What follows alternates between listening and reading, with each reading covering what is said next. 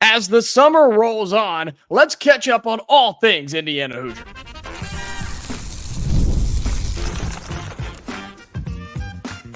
You are Locked On Hoosiers, your daily podcast on the Indiana Hoosiers.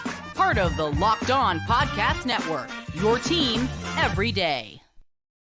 Welcome into this, the Locked On Hoosiers podcast. I'm your man, Jacob Goins. I appreciate you being here, making this your first listen each and every day. We are a part of the Locked On Podcast Network, which is your team every day. Today's episode is brought to you by Game Time. Download the Game Time app, create an account, and use code LOCKEDONCollege for $20 off your first purchase. Terms do apply. Well, thank you so much for being here. Shout out to all of my everydayers. I know it's been a little crazy. You had the 4th of July holiday, had a trip that I told you I was going on. So we are back, and I do appreciate you being here and hanging out and being an everydayer, being a loyal fan, loyal listener, loyal watcher, whether you're listening on audio, watching on YouTube. Thank you so much. Or if you're new here, hope that you have a wonderful time. We got to catch up on a lot of things going on around Indiana athletics. Kel'el Ware is already crushing it in the NBA, where he was a lottery pick, which I told you he would be. We'll talk about that today. Plus, the Indiana basketball team has added another game to the schedule. While we don't know the entire schedule, we do have an update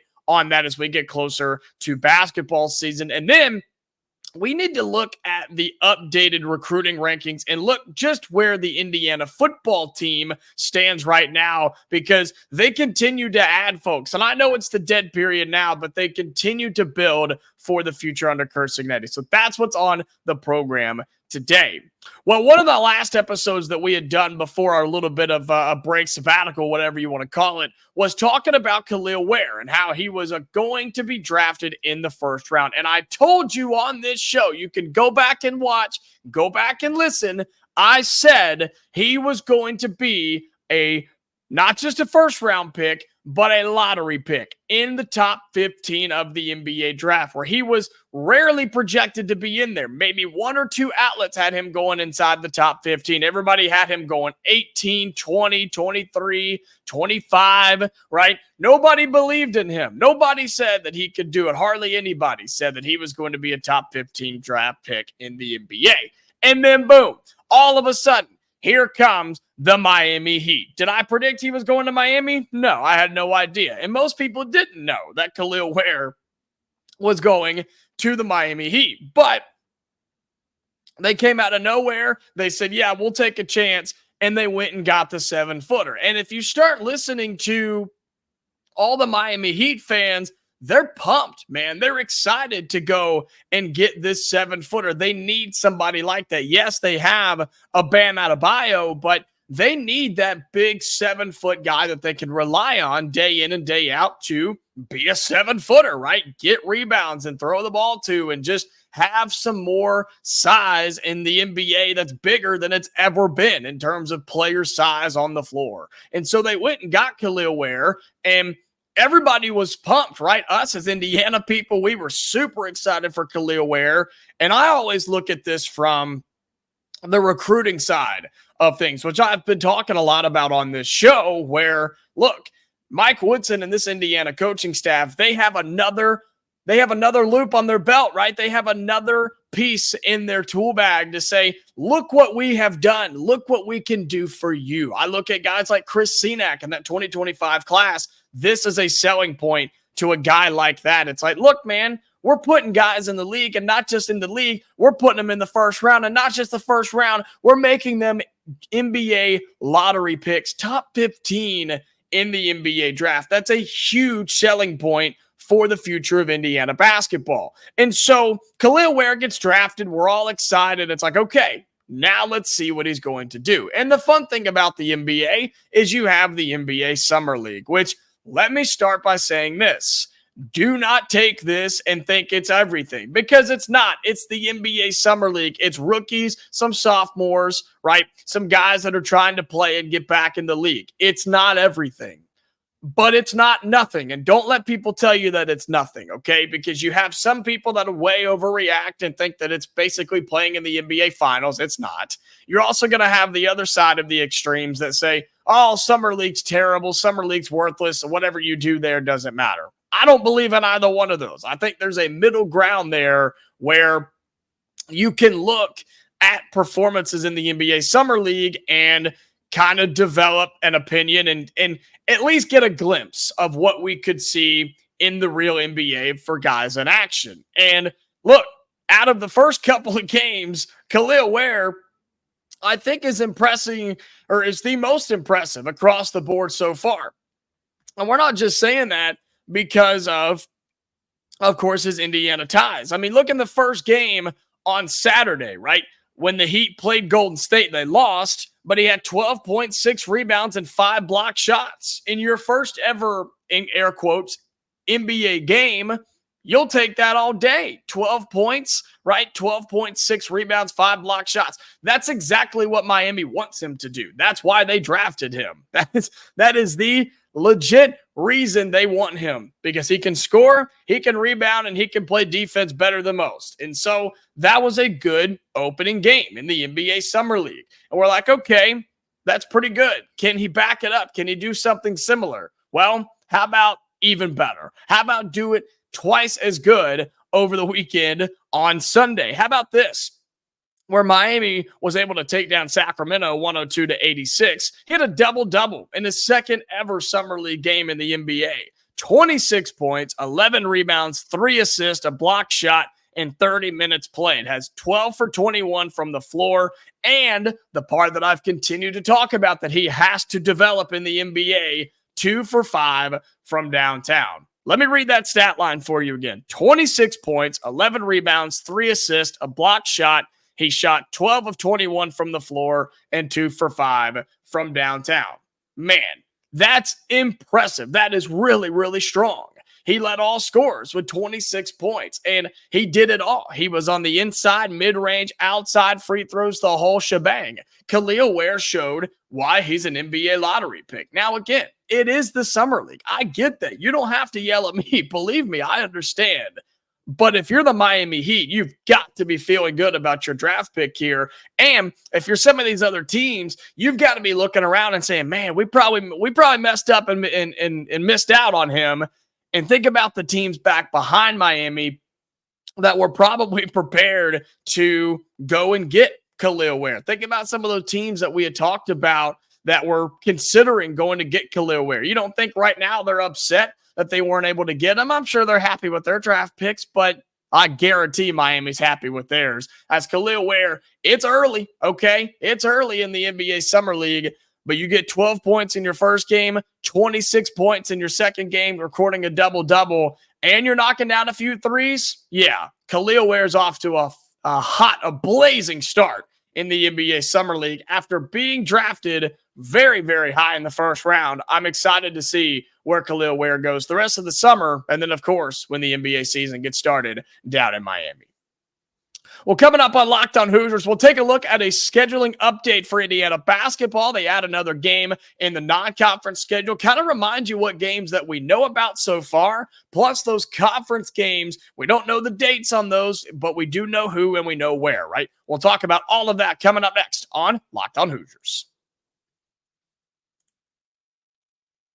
Today's episode of Locked On Hoosiers is brought to you by Game Time. All right. So look, if you're looking to go to a sporting event, baseball going on right now, really the only major sport happening, across the country, but football season's right around the corner for college and the NFL. If you're looking to go to something like that, or it could be comedy, concerts, theater, whatever the case may be, you've got to use the Game Time app. Look, Game Time is an authorized ticket marketplace of Major League Baseball, which makes getting tickets faster and easier. Prices on the Game Time app actually go down the closer that it gets to first pitch.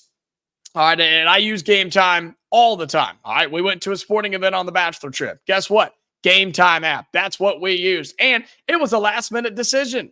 And it worked out, and the prices were fantastic, and they had enough for all of us. It's the way to go. All right, they've got flash deals, so sometimes you can save even more with exclusive in-app deals on select seats ahead of a game or event. Sometimes you don't even know what's happening. You just happen to find it, which is what makes Game Time that much cooler. And with all-in pricing, when you toggle this feature, it shows you your total upfront with no surprise fees at checkout. So take the guesswork out of buying Major League Baseball tickets with Game Time. Download the Game Time app, create an account, and use code LOCKEDONCollege for $20 off your first purchase. Terms apply. Again, create an account and redeem code LOCKEDONCOLLEGE for $20 off. Download Game Time today. Last minute tickets, lowest price guaranteed.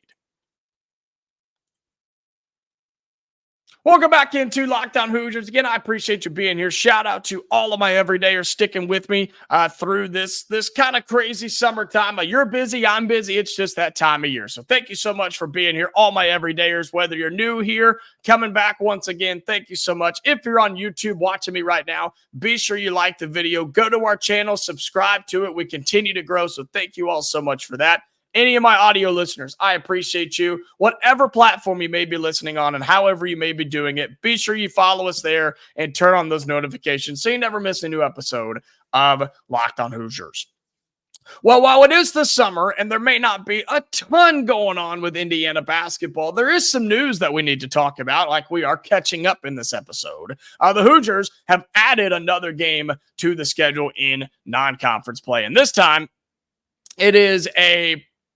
it's a new game against UNC Greensboro. All right, this is going to be on Thursday, November 21st. It'll be at home here in Bloomington, so keep that in mind. It's exciting. Okay, it's another game. It's another, I guess, school and opponent to look forward to, and it's just slowly adding to the upcoming schedule for Indiana basketball, a schedule that we don't fully have just yet. We have some ideas, we know some things, and there are some other things in the works, so I'll keep you updated as we go, okay? But Indiana does add UNC Greensboro on Thursday, November 21st. Now, this was announced a few days ago, but as we're catching up here, wanted to kind of get you in on this. And so it'll be one of those early non-conference games, one that Indiana last year really struggled with.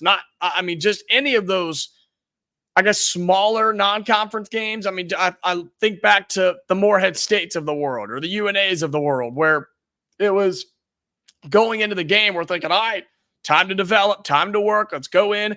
We were begging for just stress-free games, and man, we just hardly ever got that. Hardly ever got it. I mean, maybe once or twice, but all the other games, we were sweating really bad. We were sweating. And unfortunately, a lot of those games, we were not 100%. You had somebody injured, somebody not healthy, somebody sick, somebody not playing, right? So hopefully we can overcome that this year. And hopefully, even if you do have something like that, because it's a basketball season, somebody's going to get hurt or somebody's going to get sick or whatever, I believe that this year's roster is better. Well, I know it's much better than last year's, but I believe that this year's roster can overcome something like that. It can overcome somebody not playing one night against a UNC Greensboro, and they will be okay. I don't think we're going to stress in November as much as we did a year ago.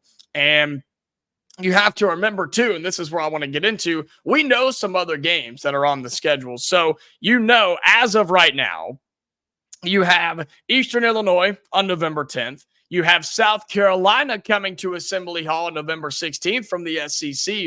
People keep forgetting that one. I'll admit I did too. I keep forgetting that we added that game to the schedule. South Carolina coming in on November 16th. That's a sneaky good South Carolina team who had a lot of talent last year, bringing some of those guys back. That's an SEC team. That's a lovely game to have right early in non-conference play right there in November. That'll be on November 16th. Then you host UNC Greensboro on November 21st. And then at the end of November, right there around Thanksgiving, you'll be playing in the Battle for Atlantis. And there's a ton of great teams in that tournament. Really, really excited for the Battle for Atlanta. So those are the non-conference games that we know of. There will be more, okay? There'll be more when they do the whole schedule release. And then you have to go and you look at the conference opponents, all right? And we've had this discussion before, but just to refresh your memory here at home in Bloomington, and this is just the home games. This is not where you play there and here, all right? I'll get to those in a second. The home games that you have are Illinois, Maryland, Michigan, Minnesota, Rutgers, and two newcomers, UCLA and USC. You also will have at home Ohio State, Penn State, and Purdue. Your away games, Iowa, Michigan State, Nebraska, Northwestern, the newcomers, Oregon, Washington. You'll also go to Madison and play Wisconsin. You'll also play on the road at Ohio State, Penn State, and Purdue. Those three, of course, playing home and home. So overall, as we don't know the actual schedule yet, non-conference play, it's okay. Right, it's okay. I like the South Carolina game, and I like the battle for Atlantis. I would like to see a few more games added in there that I think are bigger marquee matchups. You're still going to have some of your UNC Greensboros and Eastern Illinois type teams. And look, you have to have some of those to give yourself a chance to allow yourself to develop and work on some things and not play your best basketball, because most people don't play their best basketball in November. And guess what? You don't really want to be playing your best basketball in November, because that doesn't do you a whole lot of good, right? You want to be working on it and really working out the kinks, right? It's an old saying, but it's true. You want to be kind of figuring things out as you go. And then when you go and play in the battle for Atlantis, I mean, sure, it'd be great to win it. It'd be awesome to win the battle for Atlantis, but you're not really expecting that, I don't think. If you're Indiana, I think you're expecting to go down there and compete and win some games and not go over and see how you stack up against some of the bigger teams in the country. And then right after that, you roll into December, where I think there's going to be some bigger games on the schedule. I believe that. That's just some things that I'm hearing. I think you're going to be happy with some of those games, but December is where you really got to lock down and say, okay, here we go. It's time to get ready for the Big Ten schedule, for conference play that starts basically the start of the new year. Some conferences, you get going late December and then you get into January, but you get what I'm saying. December is the month where it's time to lock up. It's time to get ready to go, because once conference play hits, it's on. It's on. And look, you've got some interesting games in that conference schedule, right? You're hosting Illinois. You get to host Michigan, hosting UCLA and USC. Those are exciting teams. Two of those newcomers out of the four that are joining the Big Ten this year. You also take some really tough road trips. You go to Michigan State. You go to Nebraska, where, let's be honest, we didn't play well last year. You go to Oregon, to Washington, to Wisconsin. All right, you take some really tough road trips this year, and then your three home and homes, Ohio State, Penn State, and Purdue, which are always tough places to play, especially in Columbus and there at Purdue. So it's not going to be an easy schedule, and we don't know how it's all stacked up, right? We don't know when and where we play. I guess we don't know when, but we know where, and we just don't know how it's all going to stack up. And that's what makes me, I guess, anxious a little bit, is I just don't know how the schedule is going to stack. I don't know how it's going to lay out for the Hoosiers, because there's some hard games in there, but there are also some games I think Indiana should definitely win, right? You're hosting Maryland and Minnesota and Rutgers. You have to take care of business. Even going on the road to Iowa and Northwestern, like, you have to have some of those wins. And then Penn State, you got to bounce back and you got to take those two after getting swept a year ago for the first time in forever. Like, those are the ones that I look at this upcoming season where the Hoosiers have to take care of business. If you do that, things will be fine. Win some of those 50-50s and you'll be just fine. If not, the Hoosiers will be in trouble. But I'm excited to see what the schedule looks like. And after all this, the update here, Indiana adding UNC Greensboro to the schedule. They will host UNC Greensboro in Assembly Hall on November 21st. Well, coming up in our final segment on Locked On Hoosiers, we'll take a look at the football side of things. Recruiting is going off the handle right now. Curt Cignetti and the staff continue to add players. Yes, it's the dead period, but what have they done so far? And what's coming up at the end of the month? We'll talk about that in our final segment coming up next on Locked On Hoosiers. Final segment here on the show. Again, appreciate you being here. Shout out my everydayers. You're the reason the show is so successful. And if you're not an everydayer, then what are you doing? Come on, just turn on notifications, subscribe, follow, do whatever you got to do, and you can be a part of this wonderful community here at Locked On Hoosiers. Well, football-wise, there are a lot of things to go over, and really it's been in recruiting because it's the summer, right? It's July. There's not a ton going on. It's the dead period right now until July 24th in terms of the recruiting cycle, the recruiting, I guess, pitch, if you will, right? Nobody's visiting. You can't reach out, can't talk to them. Tons of coaches and people are on vacation. It's just that time of year.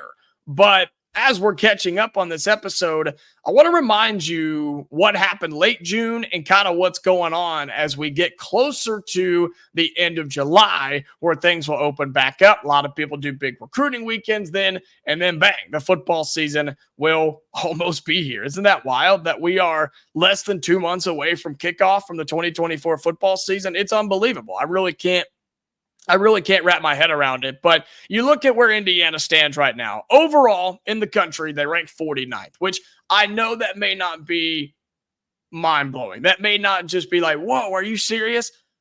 But we're making progress, okay? This program is making and taking the right steps in the correct direction. They're doing what they need to do, and there's a lot of ground to make up here, man. There's a lot of ground to make up because recruiting from previous staffs it hasn't been where it needs to be. And you know that. I'm not telling you anything that you don't already know, but ranked 49th in the country, bottom tier of the Big Ten, which the Big Ten also just got bigger by 4 teams. So now, not only in your own conference are you recruiting against the Ohio States and the Michigans of the world, you're now recruiting against Oregon, Washington, UCLA, USC. Now, you're not really fighting for recruits from those states most of the time, but you are battling in terms of rankings with those teams because now you're looking at not just it's not the Big Ten, it's going to eventually be the Big 50. I mean, they're just going to continue adding teams to this conference. But to look at Indiana's football recruiting, you have 18 commits in this class. That's a lot right now because you're going to add more. I believe that. And while you may not have that 5-star that you've been looking for, and only one of them is the 4-star, it's Byron Baldwin, the safety out of Maryland, which is a huge get, by the way, who committed back in April. You have 18 commits to your program in July.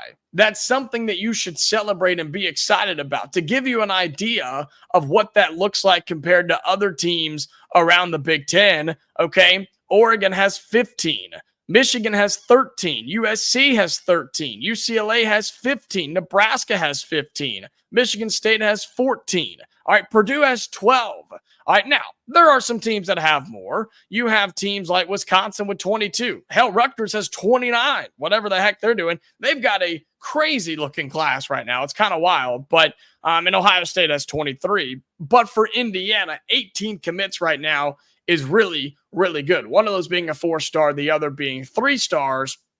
But the Hoosiers have added some really good talent. And what I like about this class and what I like about, I think, the future of Indiana recruiting is you're going everywhere to get these kids. Sure, you're getting some in-state kids, right? You're getting the Davion Chandlers of the world, wide receivers, and the guys that are here in the Hoosier State. But you're looking at states like Maryland. You get Drevius Hall from Tennessee, the defensive lineman. You go and get guys out of Georgia, Virginia, Florida, Wisconsin, Ohio, like Missouri. That's really, really good. Yes, you want to get guys from the state of Indiana, but as you are, I guess, rebuilding your rapport with the state, with high school coaches and high school programs, and most importantly, the high school kids in Indiana, Curt Cignetti and his staff said, look, man, we got to go get some dudes. We got to go get some players, and we'll go wherever we have to go to get them.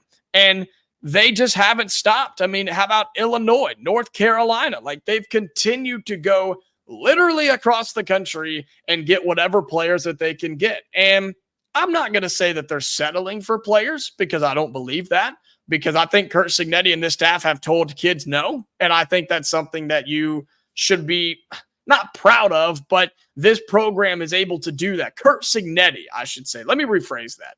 Curt Cignetti is able to say, no, I think we're good. I think we're going to pass. We have other options. Can Indiana say that? Not necessarily, but I think Curt Cignetti can, if that makes any sense. But they've realized they've just got to get some dudes. They've got to get some players in this class and for this future of this football program. In the month of June was phenomenal. You had double-digit commits in the month of June. Yes, it's the dead period now. You're going to add more before the high school seasons get going in August and September, because I've told you that's a growing trend right now in high school recruiting. These guys don't want to deal with that in the middle of the season. They're tired of being asked a million times during their high school season, hey, where are you going? Have you made your decision yet? Have you taken any visits? Where are you going this weekend? Like, they're tired of dealing with that. A lot of them are like, look, I'm committing in August and I'm done. And I'm going to be an Indiana commit, or I'm going to be an Ohio State commit, or whatever the case may be. And then I'm going to play my senior season. I'll sign on the dotted line in December, and we're going to move on because of the early signing period. And really, it's the signing period in December. So Indiana is going to add more. And I think there's a couple of big fish still for this team to go after. And I think they are. Now, whether they land them, I don't know. We're going to have to wait and see. But the Hoosiers and you as a fan should be excited about 18 commits. And you should be excited about what more is on the way before the season gets started. And you will still have a couple of guys that'll take visits throughout the football season and still have some decisions and some hanging in the balance going into December. And heck, you may still have some hanging in the balance going into February, which is still technically the signing day.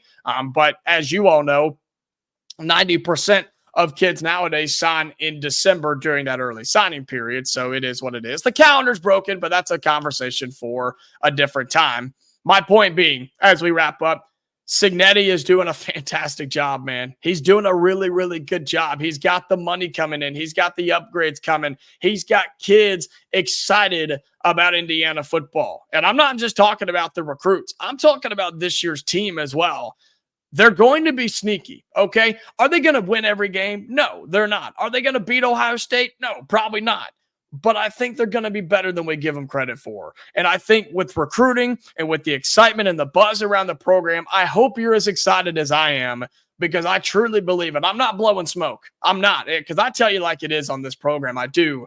I'm excited about what the future of this football program can be under Curt Cignetti. He's done it before, and I believe he can do it again right here in Bloomington. Well, that's going to do it for today's episode of Locked On Hoosiers, man. I appreciate you. I appreciate you being here, okay? If you're new here, be sure you like this video, subscribe to the channel on YouTube, or if you're a returning customer and haven't done that yet, it helps us out a lot. You can become a part of this wonderful community. Become one of my everydayers, all right? You are the real ones for that. If you're on the audio side, same thing. Follow, subscribe, notifications, whatever you got to do, whatever platform you're on, so you never miss a new episode, okay? We're hammering down here in July. We got to get ramped back up, get caught up on a lot of things, and get ready as the season for football starts next month. Oh, my goodness, that's crazy to say. And basketball's right around the corner as well. So this is the place you want to be, Locked On Hoosiers. All right, you can follow us on X as well, at Locked On Hoosiers. Be sure you like and subscribe wherever you're taking in the podcast. And, hey, we will be back tomorrow. All right, so until then, Hoosier fans, stay safe, and I'll talk to you later.